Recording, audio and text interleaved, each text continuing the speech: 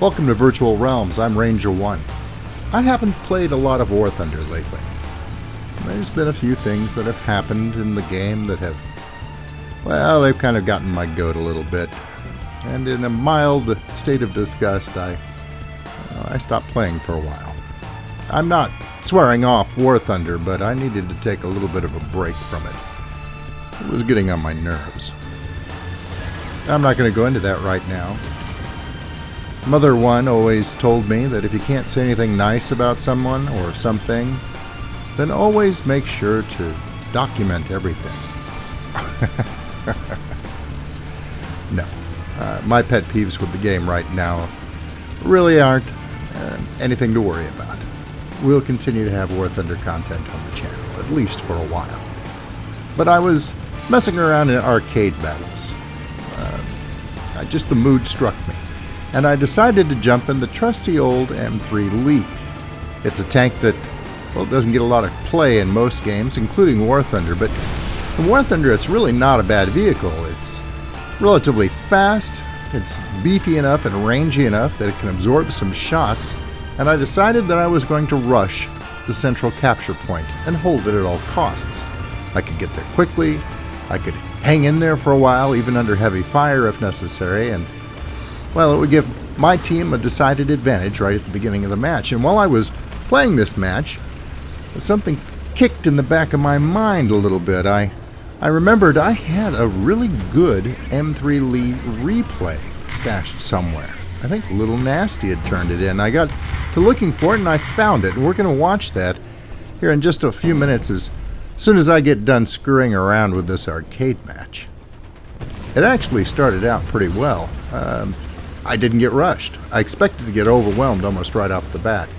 And I saw my counterpart on the enemy team over there across the way. I just didn't have a very good angle on him. And he was starting to put rounds into me, so I decided fairly quickly to just back off and let him sit over there on the other side. I had teammates moving around in that direction anyway, and I thought, well, let's just see if they get brave enough to come over here, or if the rest of my team takes him out for me and makes it so I don't have to worry about it. So I take a little bit of a risk. I back up, I turn around, and I put my nose toward where I'm sure the bulk of the enemy forces are going to come from. Well, there's a little archer up on the hill, and I almost feel bad singling him out. That's a tricky vehicle to play anyway. You have to back into position. If he didn't have such a darned effective gun on there, I might have ignored him, but I had to take a couple of shots at him anyway. And then immediately I come under a full rocket barrage. Fortunately, this pile of rubble in front of me saved me from getting roughed up more than I was. As it turns out, that poor little archer sustained enough damage to cause its destruction, so I've got one kill and one base capture under my belt already, which, well, it really wasn't a bad start. I think this was if not the first, it was the second match that I'd played in the Lee, and in God, probably over a year. So I start putting in flanking fire on that T-34 over there, and I keep my eye on that Crusader Mark II. Both of those could give me a hard time, particularly the T-34. He's on fire. We're going to keep putting shots into him. Hopefully he'll go down quickly, and he does, and I get my second kill of the match. My team's doing a bang-up job, and I certainly have no complaints about that. I got a great deal of support here, and I'm very happy about that. It was kind of an inconsequential shot into the side of that Crusader, but I'm still getting the hang of this 37mm gun. I never have been able to leverage the big gun very well in the Lee, and I don't depend on it very much at all.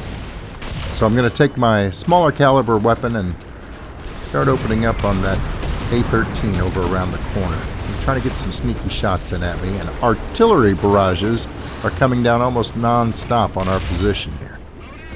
I do manage to take him out as well, so that has nickeled me up to 3 kills. But now I've got somebody behind me. I nip around the corner, and immediately there's a T-34. I know I'm in trouble, so I start slamming shots into the back of him, both guns, just as hard and as fast as I can. And he's got a Valentine on the other side of him. Fortunately, I'm being partially shielded by the bulk of the T-34. Although the Valentine still does significant damage to me.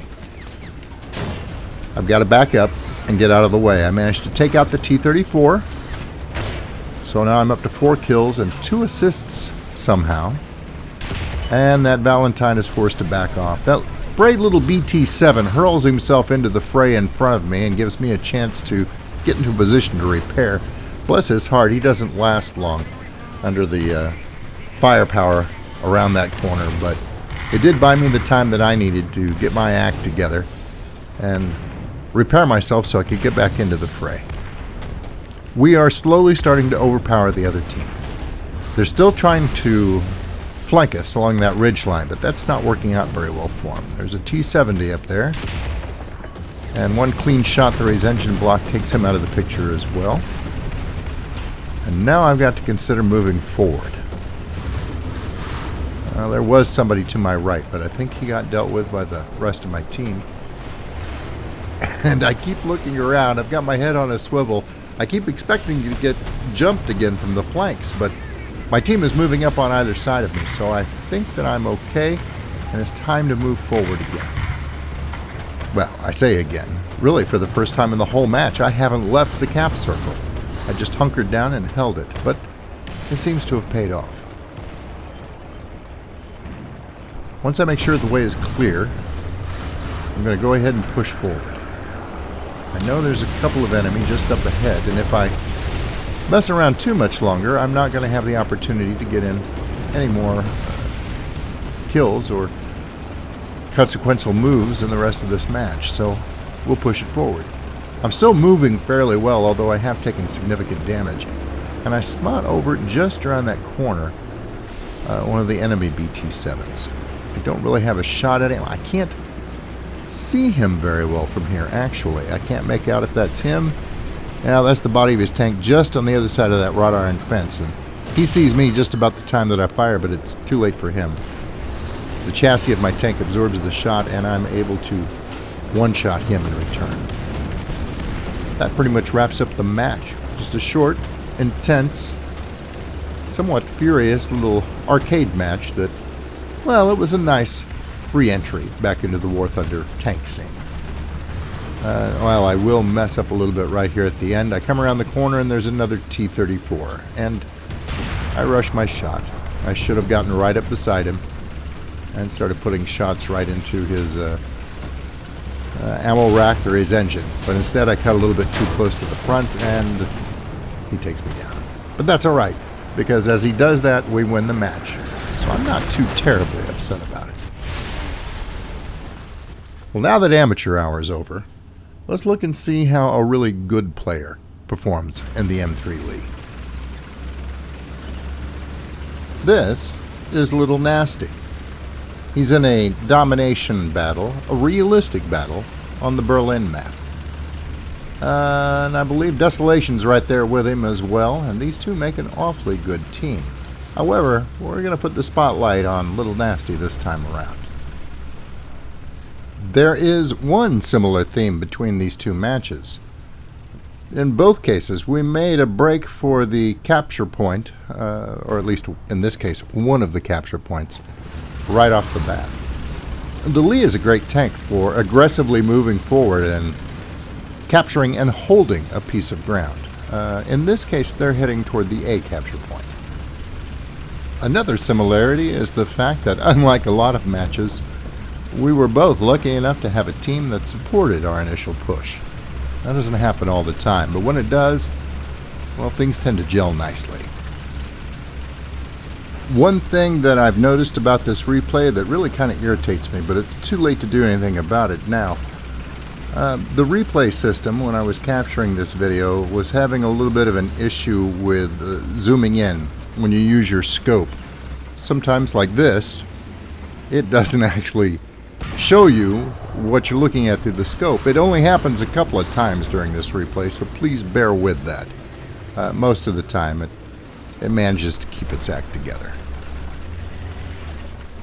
Desolation and Little Nasty have moved into the capture point, and they're well supported.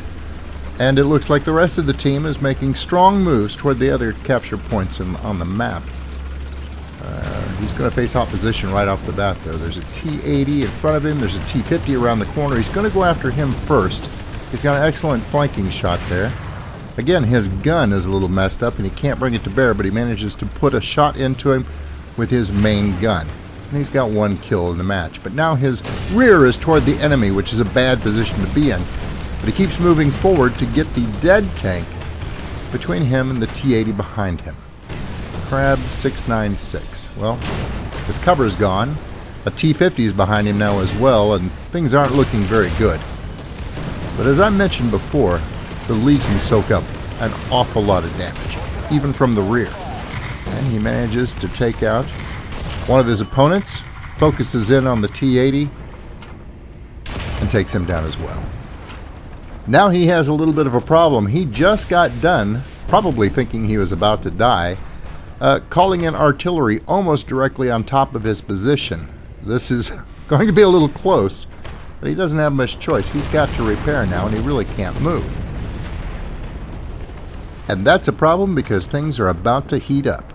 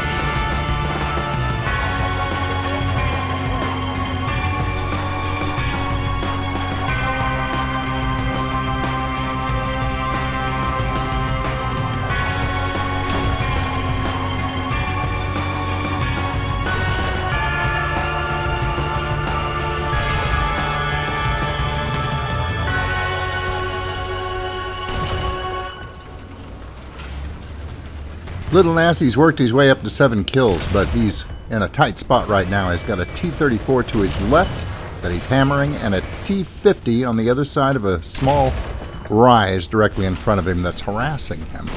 And he can't get a clean shot on him.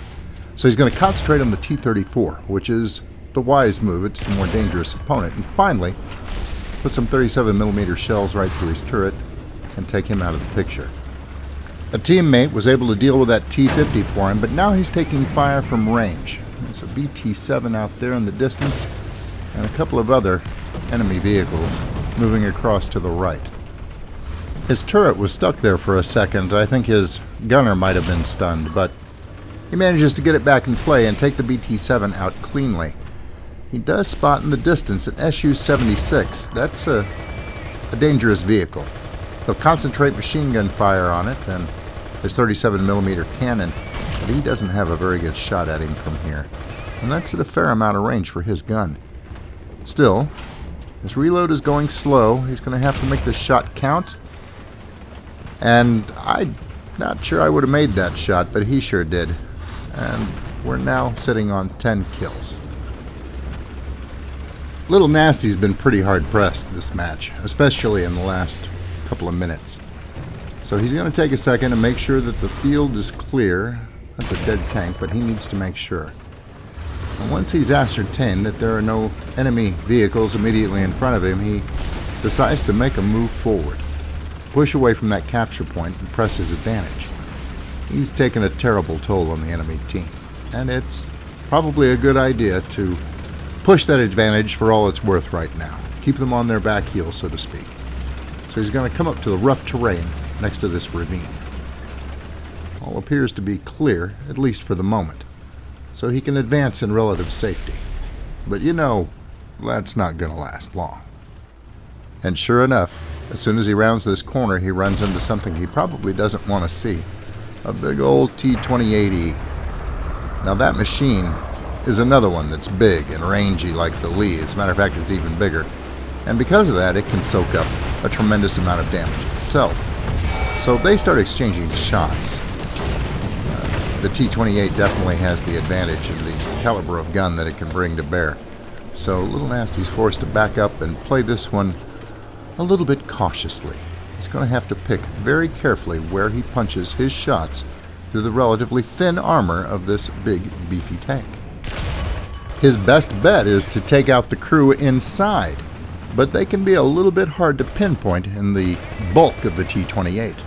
Those machine gun nests alone can absorb an awful lot of firepower, but he doesn't waste any shots on those. He takes out the crew in the turret itself and is now free to advance on the B capture point, which is now in enemy hands.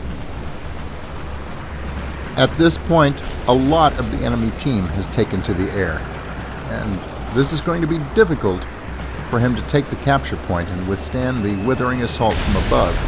That bomb very nearly took him out. What you're about to witness next is something that doesn't happen all that often in War Thunder or any other combat game that I know of. You're going to see this M3 Lee have to fend off the combined assault of an IL-2 and an SU-2 that are bound and determined to take him out of that capture point by any means at their disposal. Bombs, rockets, anything they can throw at him, they're going to throw at him. And all Little Nasty has to try and even the odds is one machine gun and his 37mm cannon. In the hands of a skilled tanker, that might just be enough. And as we pointed out before, the M3 Lee can be surprisingly rugged. Still, no matter how you slice it, this is going to get more than a little bit rough.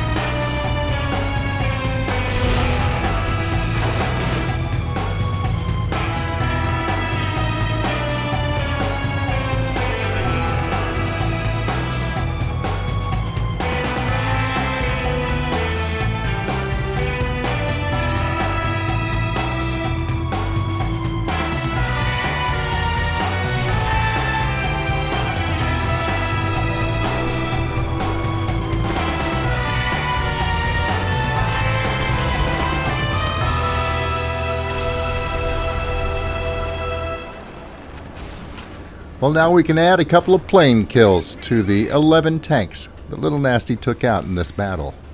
You know, when he turned in this replay, he had just kind of slapped the name on it, Bruce Lee, which I thought was cute, and after I watched the battle, I decided that was, well, very appropriate. A tale of an unlikely and underrated hero, using all of the weapons at his disposal to engage multiple opponents on an almost continual basis and survive, battered and bruised though he may be, to pull a final victory at the end. This MiG that insists on buzzing him in desolation had probably better look to his laurels, or he's going to end up just another notch on the barrel of this M3 Lee. As this battle winds down, I want to take a moment to thank you for all of your support. I appreciate each and every one of you, and thank you for sticking with me, even when it's been difficult for me to keep the content coming out as quickly as I would like. That's all I have for you for right now. Until I see you again, good hunting. Thanks for watching. I hope you were entertained. If you liked the video, please remember to subscribe. And if you're already a subscriber, thank you. And I'll see you next time.